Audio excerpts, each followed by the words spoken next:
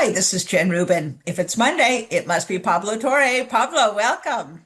Jen, I'm going to try to not update Donald Trump's Truth Social feed enough for me to make a actual concerted effort to stay present in this conversation with you right now. Oh my goodness. For those of you who may not be aware, he said yet another vile, disgusting thing, in this case in connection with the tragic, awful murder of Rob Reiner and his wife. But it just goes to show there is no end to the evil, to the lack of empathy, to the narcissism. It just goes on. It's just the But organizing principle. It's about yes, him. It doesn't matter. And by the way, we talk about that in sports all of the time, and we will today, I'm sure. The only thing that's consistent is it's entirely about his own self obsession, even when it's a terrible move politically that his own party now is going to have to, on some level, disavow, which is just, correct. it's just consistent in that way. Anyway. And speaking of narcissism and ruining moments, he is now planning on essentially taking over the public golf courses of DC. God knows what he's going to do with them. Talk to us a little bit, first of all, about the history of public golf in DC, which has kind of a storied civil rights connection. And what is Trump up to?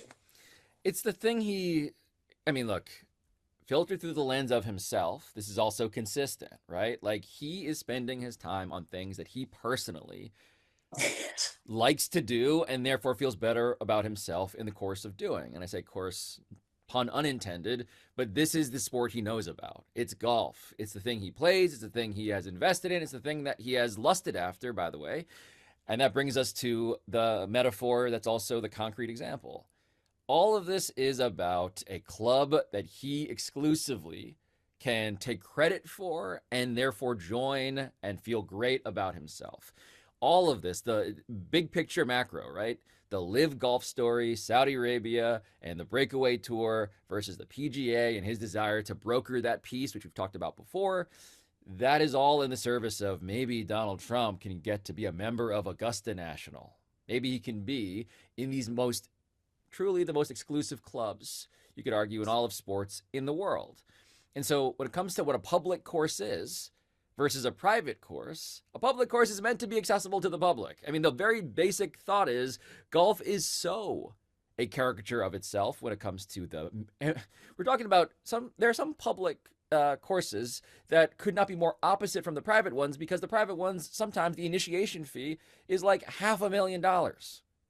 I mean, at the higher ends. I mean, it gets a lot bigger than that. So, unlimited greed when it comes to the private side of the sport. The public one, when it comes to what you were just referencing there, it is meant to be more democratized. And I don't know if you're Trump, the fact that you're making room in your head for this thing that no one is asking for, that is only making your sport less accessible and more of a cartoon character, it all kind of adds up. It all sounds about right as well.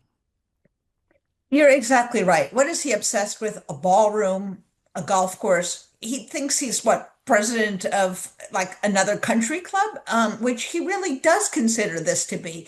And particularly in DC, when it wasn't so long ago that private clubs excluded African Americans, excluded Jews, that public golf courses were a way to, if not make up for that exclusion, at least give some entree into the sport for people who were kept out of the club. And this is what obsesses this guy, just like FIFA becomes all about him. Ooh, ooh, Peace Prize, or the Olympics will become all about him. So, yes, well, enough about Donald Trump. Let's talk NFL football. Well, it happened. You and I had talked many times. Either the Chiefs were going to get excluded or they were going to get in somehow and make a run for the Super Bowl. But they are out, and Patrick Mahomes seems to be injured in a quite serious way. Talk to us a little bit about the Chiefs season. What do you think happened, and where do they go from here? I was one of the last holdouts on this. I have faith in, and this is where I must confess to being brutally and entirely incorrect about this, as is now obvious. I subscribe to the great man theory of football. Patrick Mahomes is so transcendent that he papers over all of the other problems around your roster. And so this has been a bit of a parable in terms of what you need from the rest of your team. Patrick Mahomes individually has had, I think, the worst season of his career, and he's had this incredible string of just being there at the very end, these magician like performances where he wins close games because of the force of his own talent. And not only has he torn his ACL, which has ended his season, but even before that happened, they were going to lose to the Chargers, it looked like. And so, from a Mahomes perspective, that was his problem. But then it's okay. Well, who was he relying on? He was relying on Travis Kelce, the greatest pass catching tight end in NFL history, who also had as bad a season as you've ever seen from him. The defense, of course, has been disappointing. You go down the line. This is something that he needed help in order to make his contention this season a reality. And so it's a harsh reminder of the gravitational field around sports that you need, especially in football. The magic of Mahomes was he defied the odds by being so individually great. And so, he was so great that it made it seem like there was something ineffable around what the rest of this team was doing. And instead, there is mortality. And so it goes to this larger theory, Jen, of this season, which is that there are no great teams. That is still absolutely true. And even the greatest team, the favorite, the one that was still one of the betting odds-on favorites until they got eliminated officially, which is what happened. It's a reminder that the NFL is also just a really hard game. Yeah. Do they do the unimaginable? Do they start turning the page? Do they start making way for a new generation of Mahomes, a different tight end to rely on? How do they do that? It's so hard when you still have these iconic figures who maybe are at the end of their career, but they're still there. Yeah, and you got to follow the money on this. So they have so much money committed to these stars and to this roster because it's supposed to be a contender that unwinding that is its own just financial problem. It's an albatross. And so you look ahead to next season, they are overcommitted financially. And you're right, they're in that spot where the future is clearly beckoning, but the present is uncomfortable to disentangle yourself from. So Mahomes will recover and he will be fine. Medicine is so miraculous these days that a torn ACL is not a career ender or anything like that. Mahomes is still your future, but Kelce is your past. You have these big name players, Chris Jones on defense, who is the star of that unit. And it's like, do you cut ties with him? How do you figure that out? And so being caught between the past and the future when your past is so recent and so glorious and your future is uncertain and requires you to cut ties. I don't envy the Chiefs. For the first time, you can say that. The NFL does not envy the hand that the Chiefs have to play. It will be very interesting to see what they do if they make some trades for some earlier draft picks, if they do any kind of trades. But as you say, it's time for some self-reflection. Meanwhile, you had some really excellent games this weekend. The Broncos secured themselves a playoff spot. They may not be the favorite, but there's something about them. They seem to find a way to win. They seem to, it's almost a little bit like Patrick Mahomes when they need to score, they do. How do you rank their chances as opposed to New England, the other favorite, or maybe some of the teams that have not had great seasons, but are going to be up there? You can't discount the Eagles, who have not had the stellar season, but still are a powerhouse. Yeah, look, the Broncos are shocking to me. Bo Nix is their quarterback. Bo Nix had the greatest season of his career, his young career, on Sunday. They're a two-loss team, and it's stunning. Now, for me, because I'm still trying to think in terms of the long game, the Bills played the Patriots to I mean, that was a thriller. And the Bills won. They came back and they beat the Patriots. And somewhere in the AFC, at least, the top three teams in some order are the Bills, the Broncos, and the Patriots. And I think that's my order for now. I think the Bills and Josh Allen. Josh Allen's the most, now that Mahomes is officially injured and out of the postseason picture. Josh Allen remains the most talented individual. The Bills are just an overall better team, even if they're a 4-loss team to the Broncos' 2 losses. The Eagles are still looming in the NFC, but the Rams, your Los Angeles Rams, Jen, they just clinched their postseason berth. It's just so wide open. I mean, look, to unite the two conversations around the NFL, in the NFL, the hardest thing to do is to wrest control of randomness. The ball in the NFL, as I like to say, is oblong. It is meant to bounce unpredictably.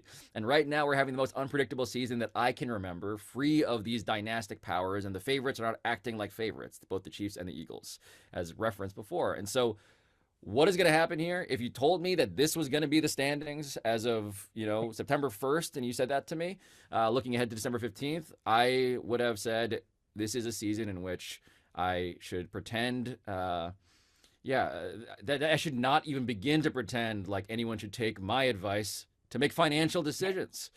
Don't gamble on the NFL is kind of the theory that I'm consciously reminded Yes. of, because God Yes. knows who saw this coming. In a season in which sports betting has kind of dominated, this might be an area for people to sit out.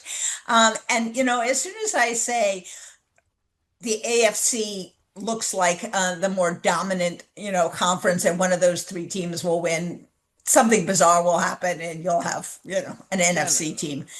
one quick thing on the NFC. One of the best teams in that division is the Seahawks, and the Seahawks just narrowly beat the Indianapolis Colts out of the AFC. And the Colts started a guy who is 44 years old, who wasn't playing football last week. Philip Rivers is a literal grandfather who is coaching high school football, and it's so dire in the NFL right now that the Colts, who are a playoff team presumably, Daniel Jones got hurt, their quarterback. They're searching around for a solution. And they said, as opposed to trying to roll the dice, spin the roulette wheel with a young quarterback, let's go with the old guy who used to play for us, who is 44, the oldest active player now in the NFL. And they almost beat the contending Seattle Seahawks.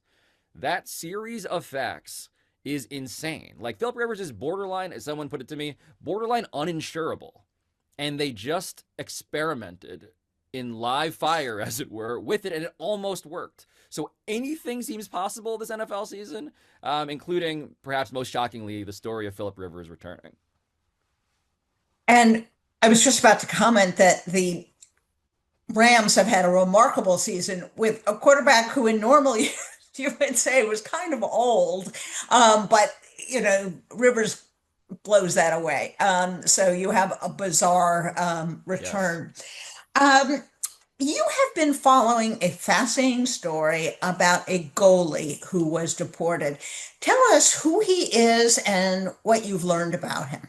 Yeah, his name is Jerce Reyes, and he is somebody who disappeared. First, he disappeared from his home country in Venezuela. He was protesting Nicolas Maduro, and they imprisoned him, and he eventually, therefore, decided to leave the country to hopefully make a better life for himself and his family. And so he went to the United States, and he entered the legal asylum application process, downloaded the app, the CBP app, and was doing it the right way as an asylum seeker from an autocratic nation in Venezuela that Donald Trump, of course, is no fan of, as we have been hearing lately over and over again, Venezuela and Maduro. And what happened was the United States government disappeared him. He was sent to CECOT in El Salvador. This was, of course, the story that lots of people were talking about earlier this year. Bukele, the world's coolest dictator, as he described himself, was participating in this partnership program with Donald Trump. And Jerce Reyes disappeared into a terrorist gulag. And at that point, his family hadn't heard from him. He is a youth soccer coach in Venezuela. The entire team was praying for him. There's video of that we played in our first episode about this. He is also somebody who was a professional goalie in Venezuela, like a star player in that country. And so the reason we reinvestigated this was because A, we wanted to find him, and B, because we had been told that because of this prisoner swap that had happened between El Salvador and Venezuela, Jerce actually got to go home. He was part of this larger deal brokered by Trump, and we got to actually interview him. We found him, interviewed him, and he described what it was like to be tortured in a terrorist prison camp despite being an innocent man whose only identifying reason for being apprehended and sent to a terrorist prison camp was he had a tattoo that they claimed was a gang tattoo, but was, of course, a tattoo that paid homage to Real Madrid, his favorite team. And so we were talking, Jen, about Donald Trump getting the Peace Prize from FIFA. And simultaneous to that, right?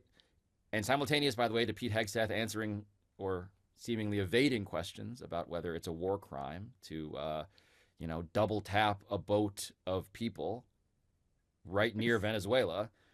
That story of soccer coming to celebrate this administration was the story of the soccer player that they effectively had tortured in El Salvador, who talked to us on the show and could not have been more generous with his time and also more harrowing in his description. Is he bitter?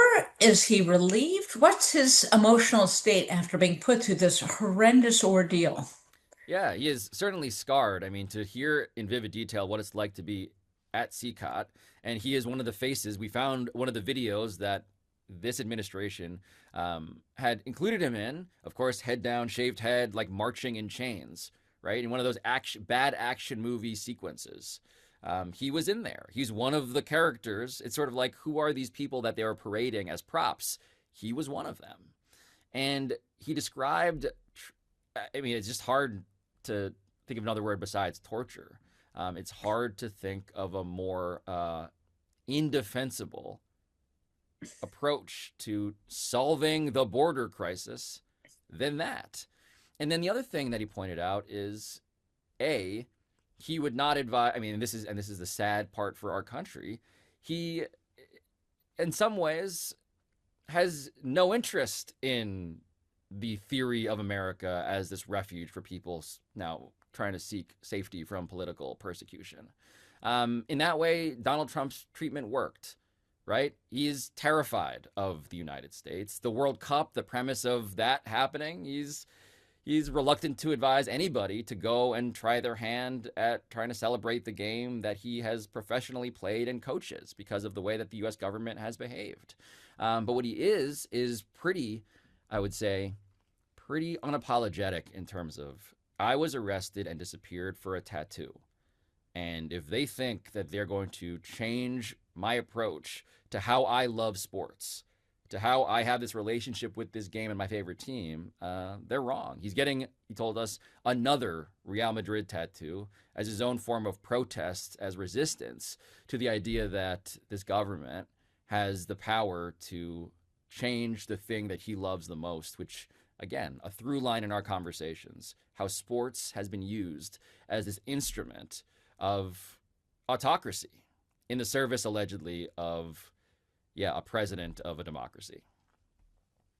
And we don't have a worst example of how you can take, first of all, something beloved in America, sports, an international sport, and not only mar that, but mar the entire reputation, the idea of America as a refuge, as a place where people want to come.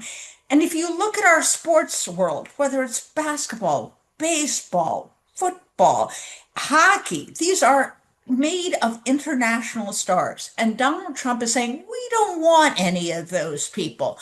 It is the proverbial cutting off the nose, the arms, and the legs to spite one's face. And it is perhaps for you and I, Pablo, who both come from heritages that have not always been respected, and who always thought of this country as offering the great promise. It is so profoundly sad.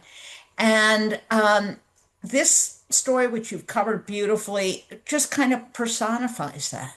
Oh yeah, it reminds me of how I felt when I heard about USAID being cut. It's like, forget about whether you think this is whatever politically. What it is a self-destruction of America's soft power. America Yes. has a reputation, had a reputation of being the place you go when you are seeking safety and democracy. And that has been routinely and ritualistically obliterated. And what kind of country do you want to be? Do you want a country where a guy without a criminal record, who is innocent, like Jerce, who is freeing an autocrat that you say you're at war with or aspiring to be at war with, do you want people like that to think that you are effectively, as a country, interchangeable with other dictatorships? I mean, it's from a pure, again, the language of Donald Trump, right? From a pure self-interest, from a branding point of view, it's a short game you're playing.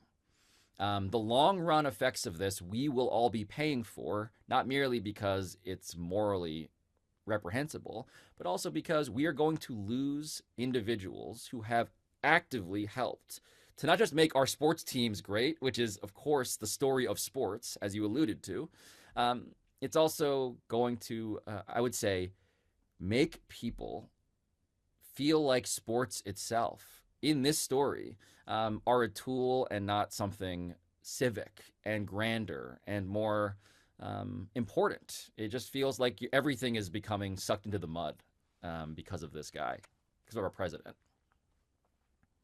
Exactly. And of course, this is a relatively famous person who has a high profile career. And you think you multiply this times the thousands, the tens of thousands of ordinary people for whom this has happened. And you want to talk about self-destructing. Vladimir Putin could never have ruined the image of America more effectively than Donald Trump. But we never want to leave you all bereft out there. As hard a news day, as hard a weekend as this was, as sort of mind-boggling 2025, let's talk about a woman who I think might be the greatest in her sport of all time, and that's Katie Ledecky. Another world record. How do you compare her? First of all, do you think she's the greatest swimmer of all times? And secondly, if you had to compare her to somebody else in another sport, would it be is she like at a Serena Williams level? Is she that dominant? I think she is, by statistics as well as now acclamation, the greatest female Olympian who's ever lived. And she proves that case in non Olympic years, notably, right? We're talking about just her continuing to dominate in such a way where the best example of her dominance is the fact that when you watch her sometimes, and we saw this during the Olympics, her opponents aren't on screen. So the fact that she is so much faster than everyone else by leaps and bounds, it leaves them not even visible. And so I think the gap between her and the second best swimmer is bigger, of course, than the gap between Serena Williams and the second best tennis player. I think about this in terms of not just an all time perspective, but I think about how she is so transcendent that she makes her sport do something that I think is almost impossible to do, which is look hard and easy at the same time. Easy because, of course, she's winning again, and you want to dismiss that. But it's hard because if you think about what swimming is, it's an endurance sport that also has the characteristics of a sprint. Um, I think she's as impressive as any athlete that's ever lived. And the fact that we are living at a time when she's doing this, and also simultaneously, to bring it back, can't join every private country club or golf club in America because she's a woman. It's sort of like let's not think we're living in the future quite yet, right? She's a futuristic figure at a time Yes. when America's still trying to figure out its approach to women and women's sports, none of which are immaterial to her success. Your comment about her opponents not being on screen, I finally found an analogy that I think works. And this is not meant to be to diminish her, it's meant to elevate her. She is the secretariat of swimming. If you remember in the Belmont, where Secretariat was like almost lapping the field. That's how dominant. And I think we also have to appreciate how hard swimming is, how, brutally difficult it is and the training that it takes, whether you're sick, whether you're cold, whether you're tired, and the level of personal discipline that it takes to maintain that sport. And practice can be fun, but practice isn't always fun. And to have that kind of temerity to push through year after year, which has nothing to prove to anybody, is pretty remarkable. Now, I do want to actually leave on, we would be remiss if we didn't mention the awful, bizarre story of the Michigan football coach, Sharon Moore. How do you even grasp what has happened? He had a premier spot. First of all, it was the underlying scandal of having an inappropriate relationship. And then apparently, now he gets the presumption of innocence, but he has since been charged with stalking, breaking and entering. This is like a mind-blowing meltdown. That's just a human tragedy, not only for him, but for the university. And let's be honest, for African American coaches who have struggled to become recognized for their talents. Everybody in this story looks pretty bad. And I say that because, start very microscopically and personally. He's a guy who we first met because he was crying on the field when asked about the opportunity he got and the tutelage he received from Jim Harbaugh, who was the outgoing coach at Michigan, which is a team and a program and a university that prides itself on the Michigan man. You know, one of these models of what it is to be not just a man, but a great man, someone with principle and character and rigor and integrity. And so that guy that we met in that way, it seems like, according to the reporting, and I defer to the reporting as it is still a live story and is ongoing, this whole time, seemingly, he was conducting himself in ways that are just so clearly stupid. And look, inappropriate relationships with subordinates is not new.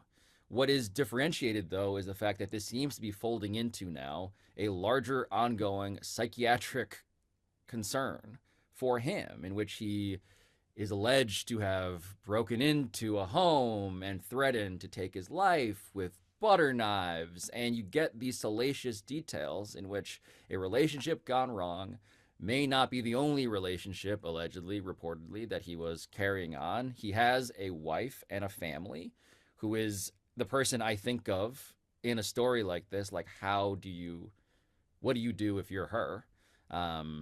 And meanwhile, you have a team in this era of college sports in which everything seems already chaotic. And now the question is, so who's going to stick around?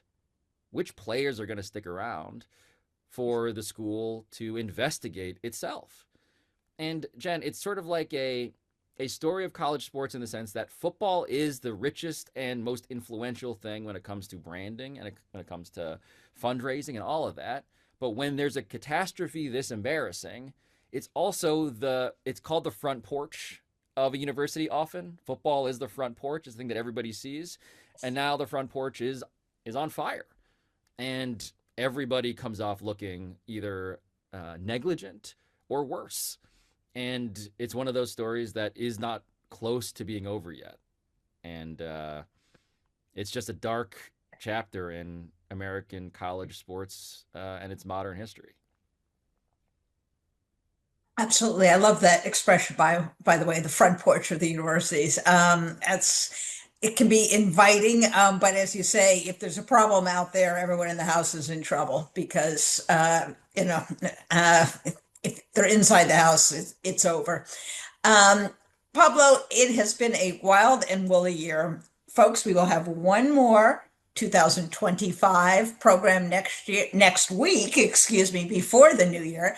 And we are going to take a look back on this wild world in sports. You know, Pablo, if you're like me, it's hard to remember all the insanity that has happened. And, as I've gone back to look month by month on the political side, you're reminded this has been an insane year. And we're going to see if we can find some good things in it, some heroic figures. There have been. There's some great good news stories in here.